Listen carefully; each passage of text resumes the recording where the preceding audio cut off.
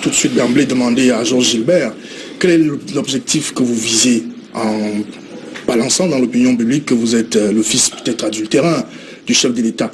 Vous visiez simplement un objectif, c'était une façon d'informer l'opinion publique ou alors de rappeler à celui qui peut être votre père qu'il a un fils qu'il a peut-être oublié. L'objectif c'était lequel?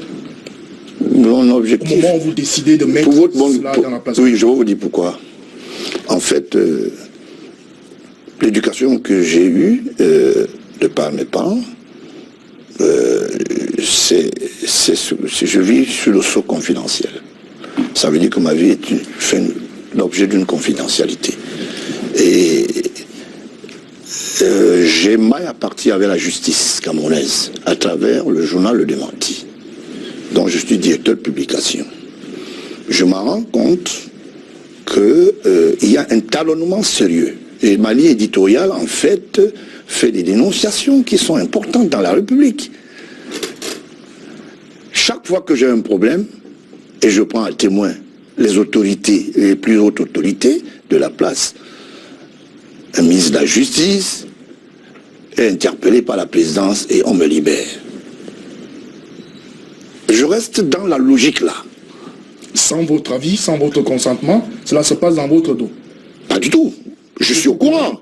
Je suis au courant, monsieur. Et c'est pour cela que je suis très mal, oui, c'est-à-dire je suis très mal à l'aise de dire, quand vous n'apportez pas un témoignage, vous ne citez personne, ça veut dire que vous êtes dans un débat où tout est kafkaïen, personne ne peut dire. Le ministre Amadou Ali, par exemple, a été interpellé par mon père quand j'ai eu maille à partir avec la justice. Cela me fait donc à travers le journal, Le Démenti. Et ça a été répété parce qu'on voulait me faire taire. Et on m'a dit, ma ligne éditoriale, malheureusement, n'était pas celle qui obéissait à une certaine console ou bien à une certaine note. Cela me fait croire que vous êtes une sorte de Mazarine à la camerounaise. C'est-à-dire c'est-à-dire la fille du président Mitterrand qui n'a pas reconnu officiellement pendant beaucoup de temps. Je vous dis, pourquoi avoir attendu tout ce temps pour qu'officiellement vous vous déclariez comme étant... Est-ce qu'on vous a dit que je suis venu indiquer à la télévision que j'étais le fils de Paul Biya en 2012? Vous n'avez pas posé la question. Vous accordez cette idée. Est-ce qu'on vous a dit ça? L'interview, la page que vous avez montrée, entre guillemets, ça veut dire que c'est vous qui faites la déclaration. Oui. Vous êtes sûr que c'est moi qui fais la déclaration? C'est ce qui ressort de la une que vous avez présentée. Vous la brandissez. Je voudrais qu'on le soit. C'est vous qui nous avez présenté la une du journal. Non, le journal n'est pas le témoignage de l'affiliation d'une famille. Ce n'est pas une plateforme où on vient déclarer un tutu personnel. Je vais sur la forme, monsieur Baron, là, c'est sur la forme juste. Sur la forme juste. Entre guillemets, je suis le fils du président de la République. D'accord, ok. Quand vous poserez la question à votre président du groupe Anecdote, qui je suis, il vous dira quelles sont mes affiliations. Pour le moment, curieux et je suis très émerveillé au même moment. 2012, 2018. Il y a un entretien qui est autour de l'affiliation d'un individu et le chef de l'État. Tous ces services de renseignement, toute l'expertise est allée où? Est-ce qu'il y a une contestation? Qui conteste? Quelle opinion publique?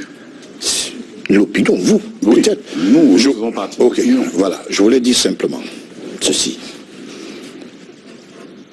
Si nous entrons dans ce débat, je vais aller au fond du puits. Et je risque d'aller puiser de l'eau avec mon seau. Et si je puise de l'eau, j'espère que vous serez responsable. Parce que c'est ça aussi. Parce que je ne comprends pas.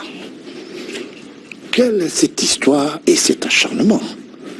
Mais M. Biya est là. En ce moment, pour votre bonne gouverne, le couple est en train de suivre, disons, que cette émission. En tant qu'habitué de... Non, je n'ai pas en tant qu'habitué. En tant que téléspectateur habitué. Je voulais simplement vous dire que c'est indiqué ce soir. Oui. D'accord? Et le couple est tout cuit. Je ne comprends pas. Est-ce que je gêne? Est-ce que je gêne parce que je déclare ou quelqu'un se plaint? Monsieur Biya se plaint-il? Il en a le droit. Même s'il est chef de l'État. Il en a le droit. Il a le droit de dire ce monsieur est un imposteur. Je ne le connais pas. Je ne viendrai jamais, ça pour votre bonne gouverne, mettre la vie de ma famille dans une télévision. Et ça, vous attendez ça longtemps. Il y a une autre question de téléspectateur qui prétend connaître votre mère. Quelle était la profession de votre mère? Elle s'occupait à quoi au quotidien? Je voudrais que ça vienne de vous. Parce oui, que... oui, je voulais vous dire quelque chose. Honnêtement, elle est morte. D'abord, je vous rappelle qu'elle elle était dans le corps médical. Elle a été très proche de la feu première dame Jeanne Mbia. Elle était son assistante et elle a travaillé avec le professeur Mafiamba au service des prises en charge. Et aujourd'hui, le Cameroun lui a donné quelques médailles que je garde encore. Mais je crois qu'elle a fait vous avez lu, vous avez entendu dans les chaumières que votre mère était incantatrice. De quoi? Elle était marabout. Quelque chose de similaire à ça. Vous avez lu ça déjà? Vous avez entendu parler de ça? Je vous dis quelque chose. Oui. C'est l'occasion de démentir. Non, je voulais dire des accusations. Non, c'est bon. Je voulais même dire. Ouais. Chez nous, on a ce qu'on appelle des héritages de famille. Quand M. Biaye Nongui, il est sorcier, non. Pourquoi les gens trouvent que c'est mauvais? Si c'est la reine de son village et qu'elle, à un moment où elle vivait, elle tenait ce qu'on appelle les us de ce village, les gens trouvent que c'est mauvais. Donc le Nongui aussi, on a dit qu'il est sorcier. Tout le monde sera sorcier à la fin. Moi qui suis ici, je suis investi à l'ouest. Vous comprenez? À Fongo Tongo. Comme chef, parce que vous parlez d'un chef. À Bafan aussi. Je suis investi. Parce que le monsieur qui avait été présenté comme votre père auparavant était Bafan. Je suis désolé, je n'ai jamais été Bafan. Donc je voulais simplement vous dire que je suis investi à Fongo Tongo. Vous comprenez? Mais si vous parlez à un chef comme ça au sorti d'ici, bon voilà, il n'y a pas de... Qui est Paul Biya pour vous, Gilbert Bangoula?